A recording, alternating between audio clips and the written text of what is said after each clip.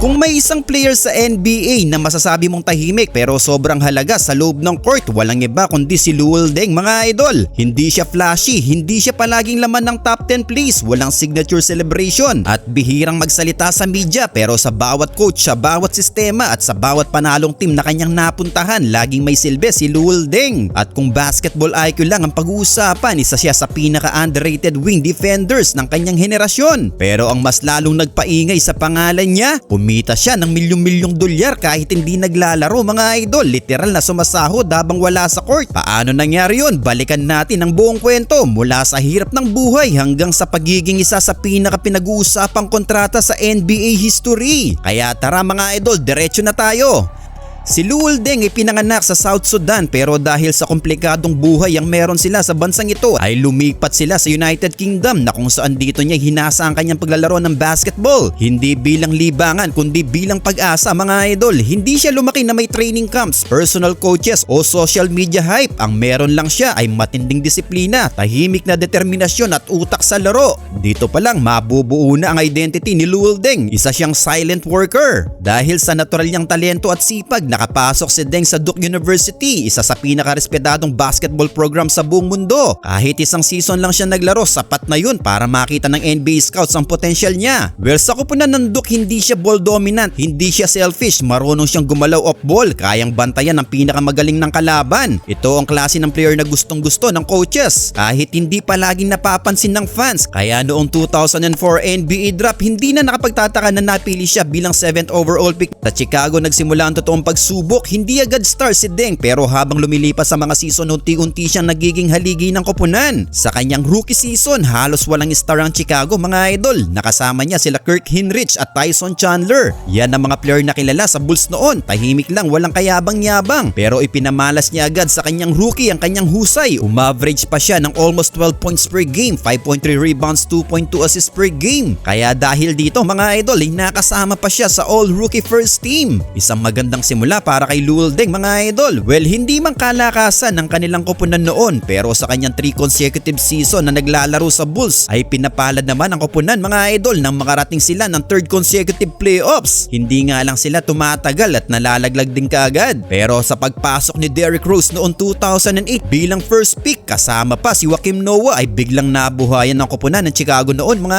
idol. Pero kung tatanungin mo ang mga coach, si Deng ang laging assigned sa pinakamahirap bantayan. Laging nasa court sa crucial moments, laging gumagawa ng mga bagay na sobrang nakakatulong sa koponan. May mga season na nag-average siya ng almost 20 points per game, almost 7 rebounds per game mga idol. Napaka-elite ang depensa talaga nito mga idol. Ang isa sa pinakamagandang run ng Bulls noon ay noong 2010-2011 season mga idol, dahil sa season ito ng pagharian ng Chicago Bulls ang liga nang maupo sila sa number 1 seed with 62-20 win-loss record. Syempre hindi sila aabot dyan kung wala ang kanilang elite defender at silent offensive player na si Luol Deng, averaging almost 18 points per game mga idol. Nakarating nga sila noon hanggang Eastern Conference Finals. Nilampaso ang mga nakaharap sa playoffs ang Pacers at ang Atlanta Hawks. Ngunit sa East Finals nang makaharap din nila ang isa pang pader na koponan noon ng Miami Heat, ng Big 3 mga idol na sila Bosh, Wade at LeBron. Dito nagmistulang naubusan ng gasolina ang Bulls mga idol. Tila hindi sila makapalag sa bakbakan ng East Finals na ito dahil isang beses lang silang pinatikim ng panalo ng Heat at tuluyan nilaglag sa Eastern Conference Finals. Well, very disappointed ito mga idol, pero sa sumunod na season naman nang ma-appreciate na ang nilalaro ni Luol Deng. Dahil sa 2012 at 2013 ay 2 consecutive seasons siyang nakasama sa All-Star selection. Well, hindi naman ganun tumaas ang kanyang stats, pero na-appreciate na ng mga fans at mga coaches ang kanyang husay na nilalaro sa magkasunod na season na ito. Kaya naman walang duda na deserve niyang maging 2-time NBA All-Star. Isang malaking validation sa isang player na hindi naghahabol ng spotlight. Dumating si Tom Thibodeau sa Chicago Bulls, isang coach na kilala sa matinding depensa at heavy minutes, at kung may isang player na swak sa sistema niya, ito ay walang iba kundi si Luol Deng mga idol. Pero may kapalit, may mga laro na halos buong 48 minutes siya naglalaro. Walang pahinga, walang reklamo. Tinawag siyang Iron Man ng Bulls, pero unti-unti na pala nag-iipon ng pagod at injury ang katawan niya mga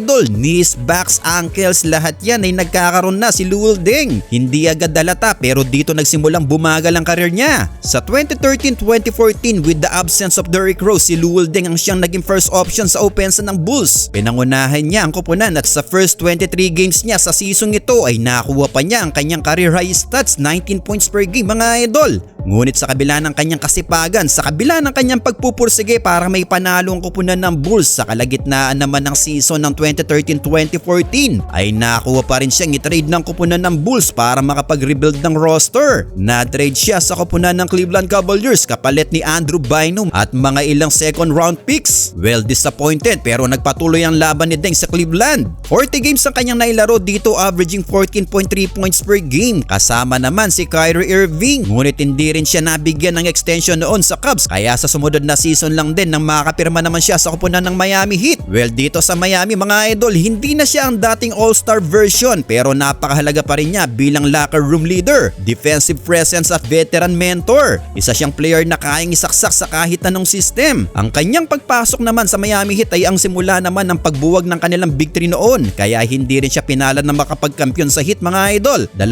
season siya naglaro sa koponan ng Miami Heat hanggang sa dumating ang Los Angeles Lakers. Well, noong 2016 pumirma si Luol Deng ng 4 years 72 million contract mga idol sa Lakers. Sa papel mukhang okay, veteran, championship mentality, leadership, pero sa aktual hindi siya fit sa pace ng team. Injuries, younger players ang binigyan ng playing time. Unti-unti nawala siya sa rotation. May mga season na halos hindi siya naglalaro pero tuloy pa rin ang bayad sa kanya mga idol hanggang dumating ang stretch provision. Milyon ang kita niya kahit wala sa court. Dahil hindi pwedeng basta putulin ng kontrata, ginamit ng Lakers ang stretch provision. Ibig sabihin nito, hindi na siya naglalaro pero binabayaran pa rin. Hinati ang sweldo sa mas mahabang taon. Resulta, hanggang 2022 patuloy pa rin binabayaran si Luol Deng ng Lakers mga idol na humigit kumulang $5 million kada taon. May mga season na nasa bahay lang siya, walang NBA jersey pero milyonaryo pa rin mga idol. Tahimik, walang drama, walang reklamo. Maraming fans ang nagsasabing worst contract for the Lakers, best contract naman for Deng. At totoo yun, hindi niya kasalanan ng sistema, tinanggap lang niya ang alok at naging professional hanggang dulo. Pero hanggang natapos ang kontrata niya ay hindi na rin nakabalik pa sa liga si Deng mga idol at tuluyan na nga rin siyang nagretiro. Well, bagamat hindi nakapagkampiyon sa kanyang karera, kampiyon naman siya sa pera. Malaking bagay ito para sa kanya at sa kanyang pamilya. Nakilala natin si Luol Deng na isang masipag na player sa liga. Ang kanyang hard work ay talaga namang nagkaroon ng resulta dahil sa huli si Luol Deng ay NBA All-Star, elite defender, respected teammate, smart financially, leader beyond basketball. Pagkatapos ng kanyang NBA journey, hindi siya nawala. Sa halip, tumulong siya sa development ng basketball sa Africa. Naging president of South Sudan Basketball Federation. Tinulungan ng national team na makapasok sa Olympics. Isang refugee noon na naging simbolo ng pag-asa. Well, si Luol Deng ay patunay na hindi lahat ng superstar ay maingay. Hindi lahat ng legacy ay tungkol sa rings. Minsan panalo ka sa buhay kahit tahimik lang. Mula refugee hanggang maging NBA All-Star, hanggang sa player na binabayaran kahit wala sa court. Ibang klase ang kwento ni Luol Deng mga idol. Well, kayo mga idol, ano ang masasabi nyo sa naging karera ni Luol Deng sa NBA?